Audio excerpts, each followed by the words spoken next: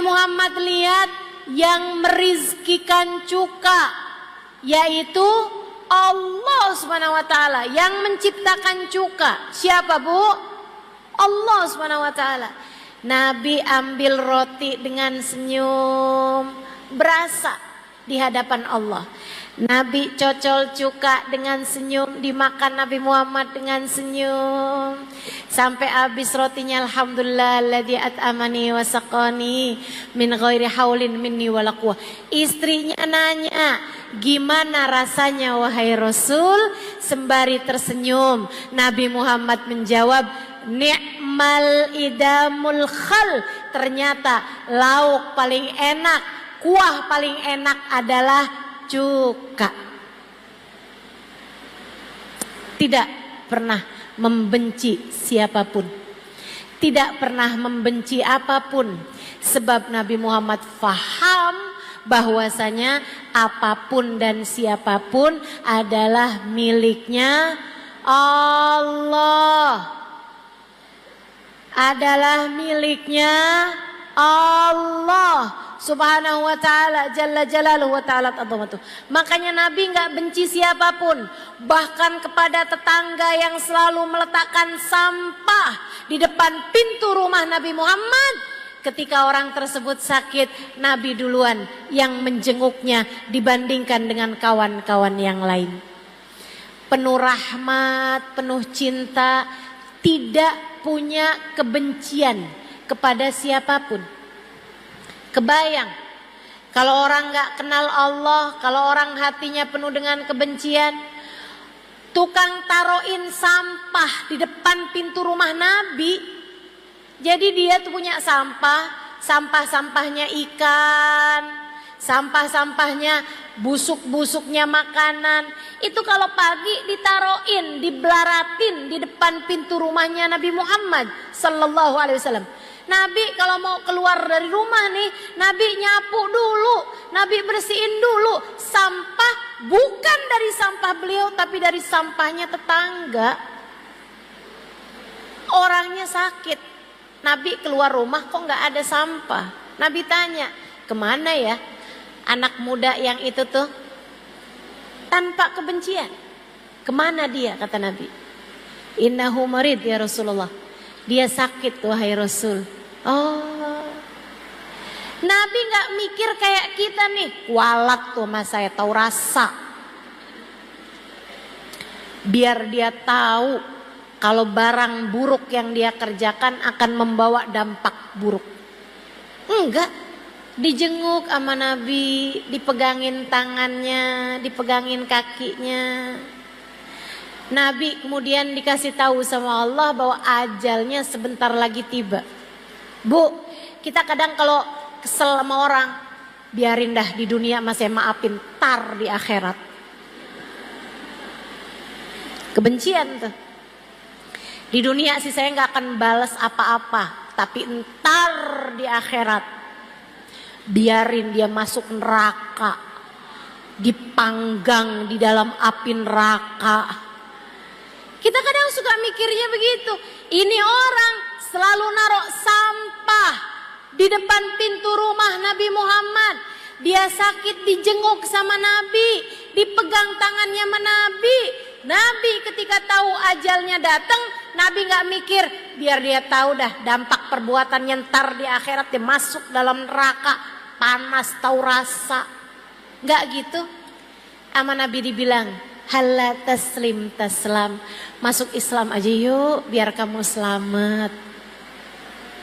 Masuk Islam aja biar kamu masuk surga. Masuk Islam aja biar kamu bahagia. Orang yang lihat ke arah bapaknya, bapaknya ngangguk dengan lelehan air mata. Dia pegang tangan Nabi, kemudian berkata, Asyhadu an la ilaha illallah wa asyhadu anna Muhammad Rasulullah.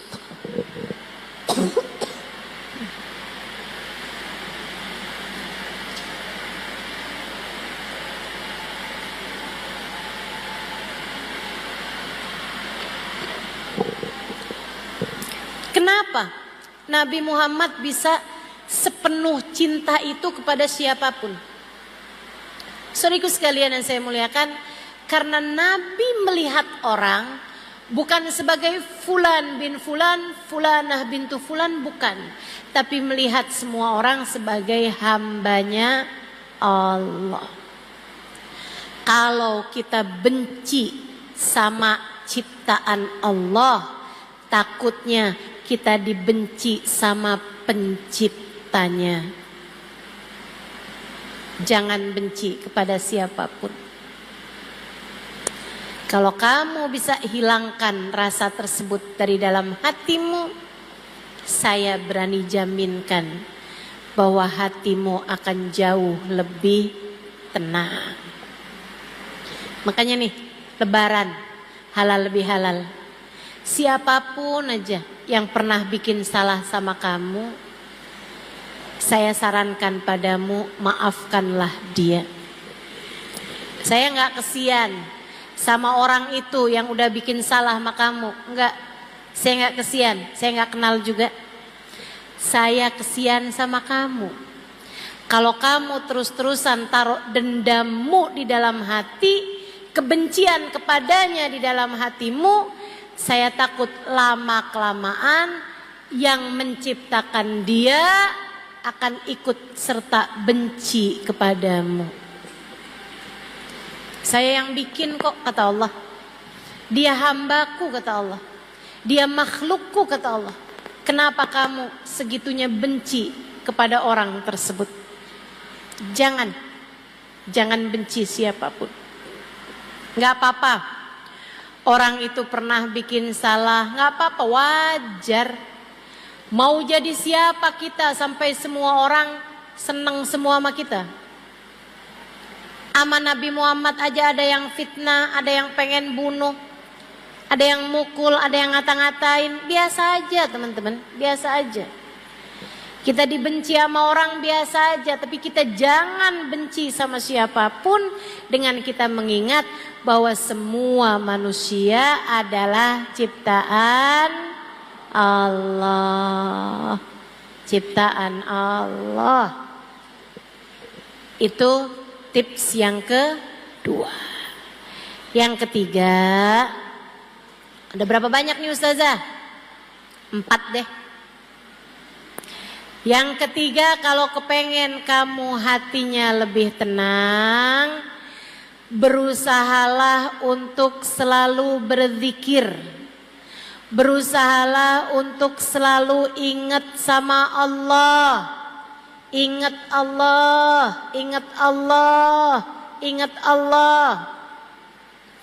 Lagi kamu sakit, ingat yang ngasih sakit adalah Allah. Robiah Adawiyah sakit berhari-hari bahkan berminggu-minggu sampai dijengukin orang.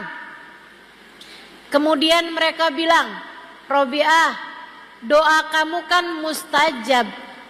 Kamu tinggal doa aja. Ya Allah, sembuhkan saya ya Allah. Mungkin Allah akan segera memberi kamu kesembuhan, Robiah. Apa jawab Robiah Adawiyah? Belum waktunya. Maksud kamu gimana? Saya udah dikasih sehat sama Allah 30 tahun. Saya udah dikasih sehat sama Allah lebih daripada 30 tahun. Sehat terus. Sekarang nih saya baru dikasih Allah sakit beberapa hari. Malu saya mau minta segera diberi kesembuhan. Nanti kalau sakit saya sudah lebih daripada 30 tahun, baru saya akan minta diberi kesembuhan dari Allah. Keren banget gak tuh? Sebab dia faham sakit semuanya adalah dari Allah. Lagi dikasih kesulitan, kita mesti faham.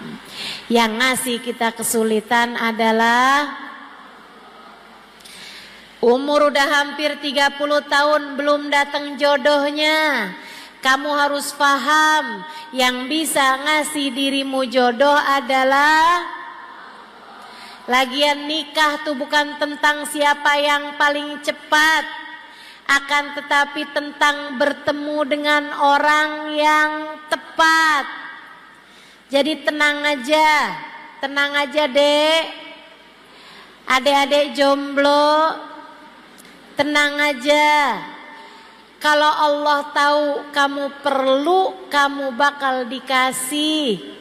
Kalau belum dikasih, artinya Allah tahu kamu belum perlu. Nikmati aja. Ibu-ibu, kakak-kakak yang udah nikah, kemudian belum dikasih anak sama Allah, tenang. Allah tahu kamu belum perlu. Kalau Allah tahu kamu perlu, bakal dikasih sama Allah SWT. Tenang, yang tenang. Kita ini semuanya gak akan apapun terjadi kecuali dengan izin Allah. Maka hati kamu tuh terus-terusan aja ingetin Allah, Allah, Allah, Allah. Fahamilah, tak ada apapun terjadi melainkan semuanya dengan izin Allah. Tuh, rezeki kamu dikasih berapa, semuanya dari Allah. Muka kamu diciptakan seperti apa, itu semuanya adalah dari Allah. Nggak usah pusing-pusing mau berangkat ke Korea buat operasi plastik. Nggak usah. Dah dinikmati aja semuanya. Saudaraku sekalian yang saya muliakan, yang punya suami silakan dinikmati suaminya.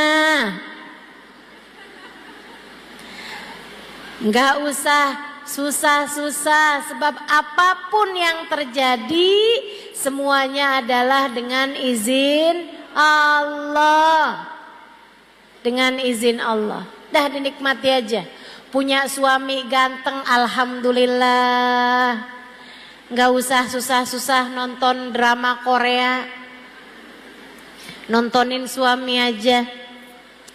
Punya suami kurang ganteng atau gantengnya nggak kelihatan, yang kelihatan nggak gantengnya, alhamdulillah, dinikmati aja, jaganya nggak susah,